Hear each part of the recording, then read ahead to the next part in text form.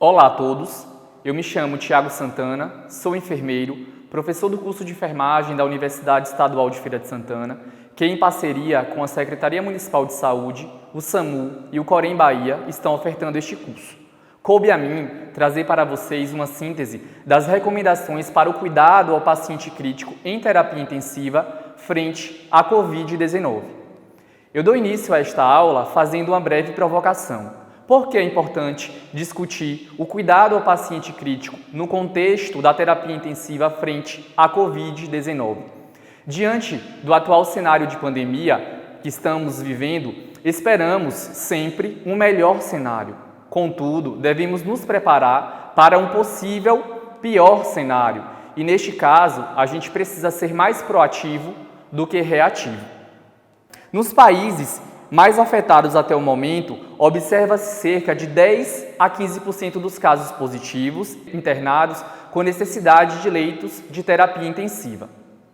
Contamos com o apoio de órgãos como o Ministério da Saúde, Anvisa, associações e conselhos municipais e estaduais e profissionais de saúde para o desenvolvimento de orientações com base em evidências técnicas e científicas a serem disponibilizadas para nós, profissionais de saúde.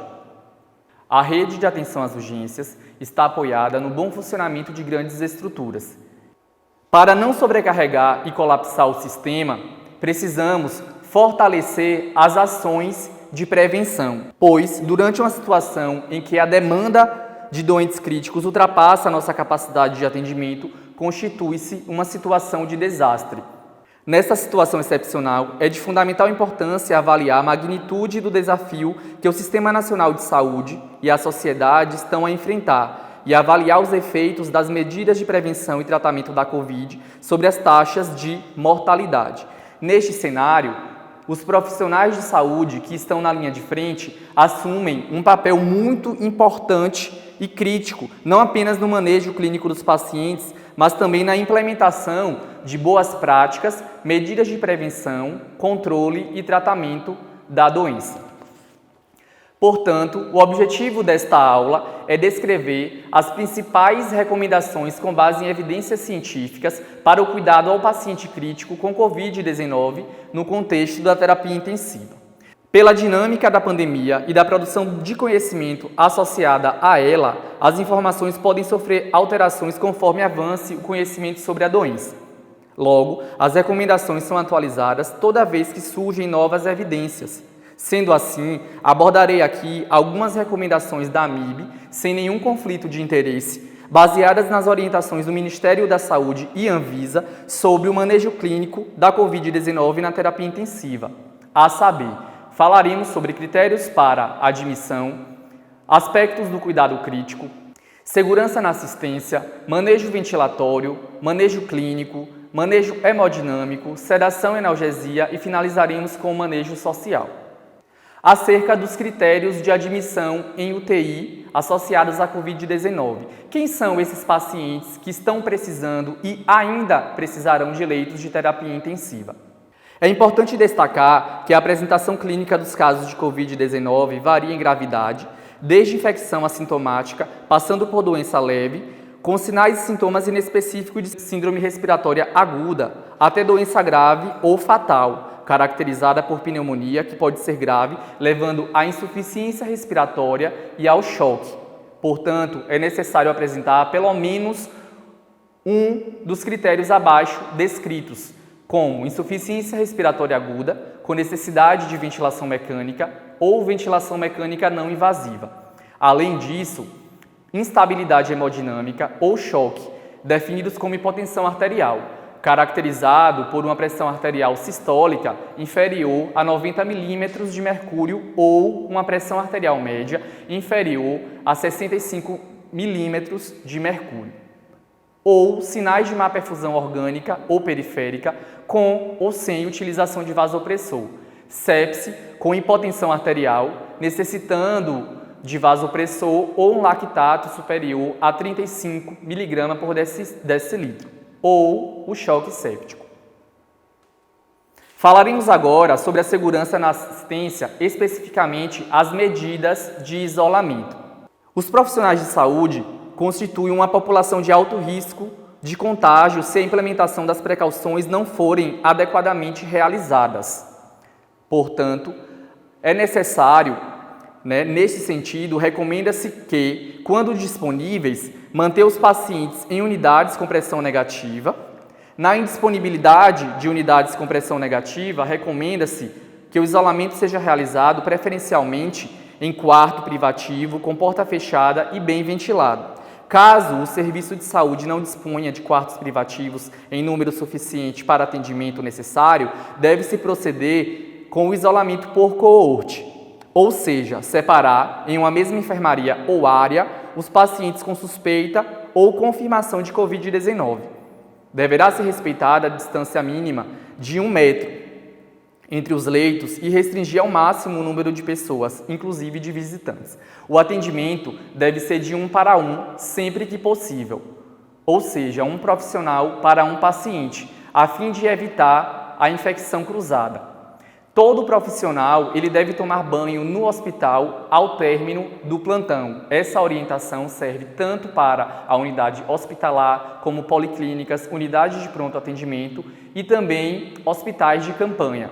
Deve ser considerado se a unidade é exclusiva para a Covid-19 e se a mesma já é considerada como contaminada. Neste caso, a paramentação deve ser seguida durante todo o período em que o profissional estiver de plantão.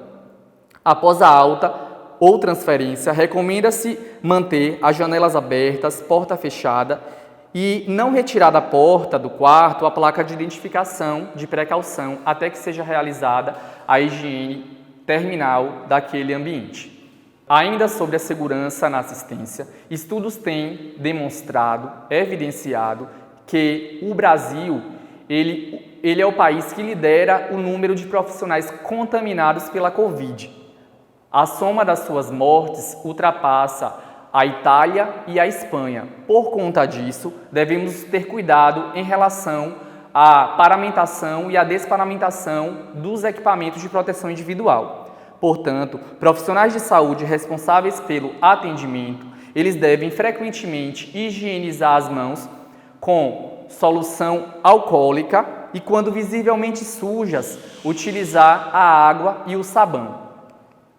O uso da máscara deve ser utilizada para evitar a contaminação por gotículas respiratórias. Portanto, ela está indicada, no caso da máscara cirúrgica, para o paciente com sintomas de infecção respiratória, quais são? Febre, tosse, espirro, dificuldade de respirar, falta de ar, e também está indicada para profissionais de saúde e apoio no contexto hospitalar. Por outro lado, a máscara N95 ou o equivalente está indicada para procedimentos com o risco, de geração de aerosóis, como, por exemplo, intubação traqueal, aspiração traqueal, ventilação não invasiva, ressuscitação cardiopulmonar, coleta de secreção nasotraqueal e broncoscopia. Lembrando que ela tem indicação de ser reutilizada em até 5 vezes, e descartada se houver sujidade ou umidade. Ainda sobre a segurança na assistência, é importante destacar o uso conjunto dos EPIs. Para procedimentos sem risco de respingo, sem risco de se molhar e sem risco de aerosol, você inicia com a higiene das mãos com solução alcoólica, utiliza gorro, óculos ou viseira, máscara cirúrgica, avental e luvas, ou seja, a paramentação completa. Contudo, para procedimentos com risco de respingo, risco de se molhar ou com risco de geração de aerosol, você utiliza todos os procedimentos citados anteriormente, contudo, deve-se atentar para a utilização da máscara N95 e óculos ou viseira. Para ajuste simples de bomba de difusão, ventilador, parâmetros ventilatórios sem precisar tocar o paciente ou tocar para aferir sinais vitais, e coletas de exame, é necessário toda a paramentação atentando para a máscara comum, bem como o óculos ou viseira.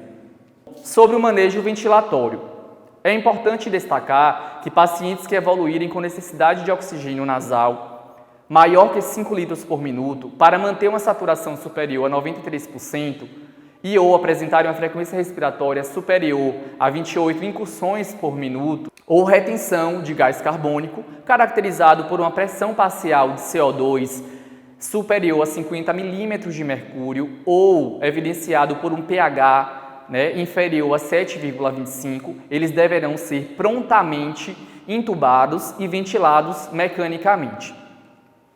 Recomenda-se evitar a máscara do tipo Venturi ou tipo tenda devido à geração de aerosóis durante esse procedimento. Além disso, não deve utilizar catéter nasal de alto fluxo pela mesma condição anterior ou a ventilação mecânica não invasiva com BiPAP de circuito único. A Anvisa, por meio da nota técnica 4 de 2020, contraindica o uso da ventilação mecânica não invasiva, exceto em UTIs com uma equipe treinada, profissionais experientes no uso e com disponibilidade também de monitorização rigorosa do paciente e com recomendações bastante específicas. Ainda sobre o manejo ventilatório, embora não seja alvo da nossa aula, eu trago aqui algumas estratégias para intubação orotraqueal. A intubação orotraqueal ela deve ser realizada por um médico experiente que consiga realizar a intubação na primeira tentativa e apto também para realizar a cricotireoidectomia. Além disso, é necessário para esse momento uma equipe treinada. Especificamente sobre os critérios, fortalecendo o que foi dito anteriormente, são aqueles pacientes que apresentam necessidades de oxigenação suplementar com máscara de Venturi, 50%, ou um catéter nasal superior a 5 litros por minuto, de alto fluxo, ou VNI com FiO2 superior a 50%, ou pressão positiva com delta superior a 10 centímetros de água, ou não tolerância da interface de VNI para manter uma saturação de oxigênio superior a 94%, ou uma frequência respiratória inferior a 24 incursões por minuto. Nos casos em que o índice de troca, ou seja, aquela relação PaO2-FiO2 for menor que 150, sugere-se utilizar a ventilação protetora com o paciente em posição pronada por no mínimo 16 horas, com todos os cuidados e paramentação adequada da equipe assistente, que utilizará a rotação devido ao alto poder infectante desse vírus. É interessante ressaltar que a posição prona ela é muito utilizada para combater a hipoxemia em pacientes com síndrome do desconforto respiratório agudo. Sobre o manejo clínico. Até o momento, não há medicamento específico para o tratamento da Covid-19. Quanto ao uso da cloroquina, ela deve ser utilizada a critério médico e sempre em discussão com o infectologista.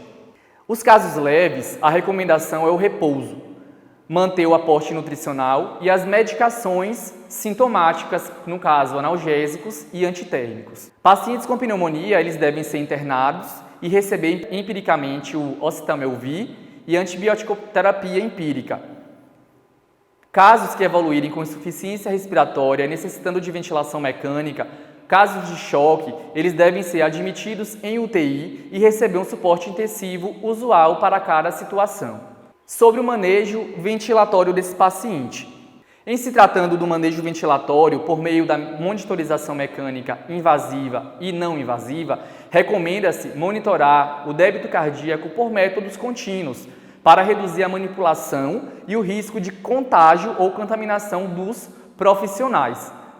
É importante que a equipe esteja atenta aos dados que sejam dados fidedignos, corretos, e é necessário estabelecer metas com relação aos parâmetros hemodinâmicos desse paciente, para que essas metas possam guiar as nossas intervenções. Então, qual seria a meta de intervenção para a saturação de oxigênio? Qual seria a meta de PAM? Qual seria a meta de frequência respiratória para que a gente possa intervir, justamente para evitar o contato a toda hora com aquele paciente internado? Os métodos intermitentes, como ecografia, aumentam o risco de contágio por manipulação do paciente. Recomenda-se usar com parcimônia e com avaliação individual. É importante monitorar a necessidade de reposição volêmica e a evolução da instabilidade do paciente, o que pode ser feito de maneira comedida também com métodos invasivos, PAM, PVC, dentre outros. É importante avaliar a necessidade do uso de medicações intravenosas, né, drogas vasoativas. Comumente esse paciente ele estará utilizando noradrenalina, nipride, dobutamina em caso de falência da bomba cardíaca. Então, nos casos em que se antecipa também a necessidade da coleta frequente de exames. Sobre o manejo hemodinâmico. A ocorrência do choque circulatório ele é variável, dependendo do paciente, da gravidade e da definição do protocolo adotada naquela unidade.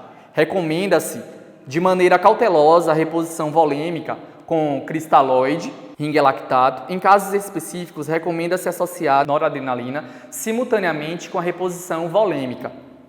Recomenda-se também avaliar perfusão, fluxo através do tempo de enchimento capilar, sendo que esse tempo normal é um tempo inferior a 3 segundos. E outros cuidados que a equipe deve estar atenta de acordo com o estágio do choque. É importante a gente avaliar também que a PAM-alvo desse paciente esteja, em média, a 60 a 65 milímetros de mercúrio para guiar as intervenções. E após o desmame do vasopressor, o balanço hídrico ele deve ser negativo, tá? Inclusive usando diurético para esse fim ou ultrafiltração nos casos de oligúria resistente ao diurético. E nesse momento eu chamo a atenção para a equipe de enfermagem que deve se atentar para um balanço hídrico rigoroso. Sobre o manejo da sedação analgesia, é recomendado a utilização de escalas de Hess ou SES para avaliação da sedação. Além disso, utilizar escalas de avaliação da dor. O estabelecimento de meta de sedação por meio de protocolos de sedação também é importante. Se o paciente apresentar uma síndrome do desconforto respiratório agudo, grave ou moderado, recomenda-se um Hess entre -3 a 5, incluindo avaliar a necessidade de utilização de bloqueador neuromuscular. Em pacientes com síndrome do desconforto respiratório agudo leve, recomenda-se um Hess entre 0 e -2. A equipe ela deve monitorar a sedação em bomba de difusão contínua a fim de reduzir o risco de agitação, estímulo de tosse e extubação acidental. A movimentação e o transporte de um paciente suspeito ou confirmado de COVID deve ser limitado e muito bem planejada. O paciente deve estar isolado precocemente, deverão utilizar máscara cirúrgica a todo momento, profissionais de saúde devem estar devidamente paramentados e, ao chegar ao setor de destino, o paciente não pode aguardar em áreas comuns. Esse exame ou esse procedimento não deve ser retardado. Finalizamos com o manejo social, abordando a tríade paciente, família e profissional. De que maneira desejamos devolver esse paciente ao seu convívio social? Nossa paciente número 1, tendo alta no hospital, teve um quadro grave, ficou entubada.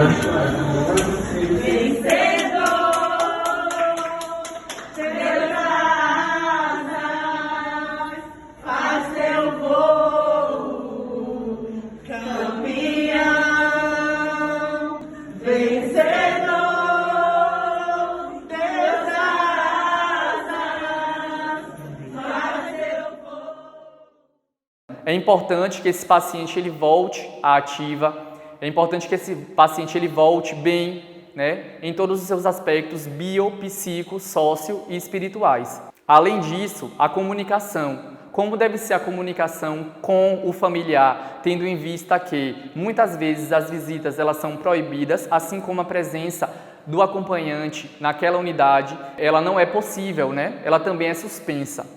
Então é necessário que a gente perceba e estabeleça estratégias de comunicação tecnológicas de acordo com a disponibilidade para aquele paciente. E por fim, os profissionais. É necessário a gente pensar também em um ambiente acolhedor para esse profissional.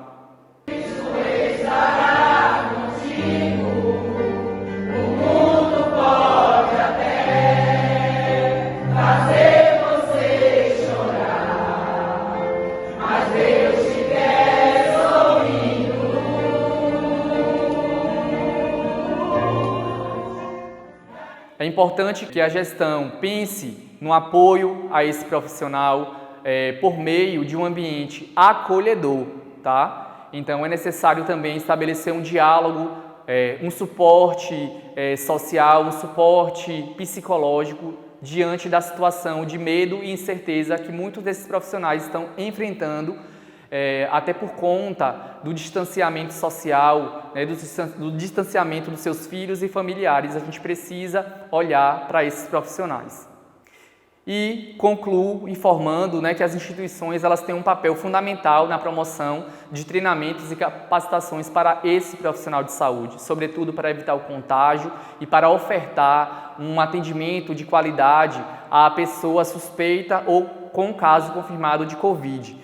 E nesse sentido, proteger a saúde dos profissionais é de fundamental importância para garantir um trabalho, né, de qualidade e seguro. E a gestão nesse sentido, a gestão ela deve garantir a qualidade da comunicação paciente, família, profissional e oferecer acesso a serviços de apoio psicológico para os profissionais que estão na linha de frente. Aqui eu deixo algumas referências. Encerro esta aula informando que nós não somos heróis, nós somos profissionais de saúde e, como tais, precisamos de condições dignas para oferecer um trabalho de qualidade e seguro a toda pessoa suspeita de Covid-19 ou casos confirmados. Muito obrigado pela atenção.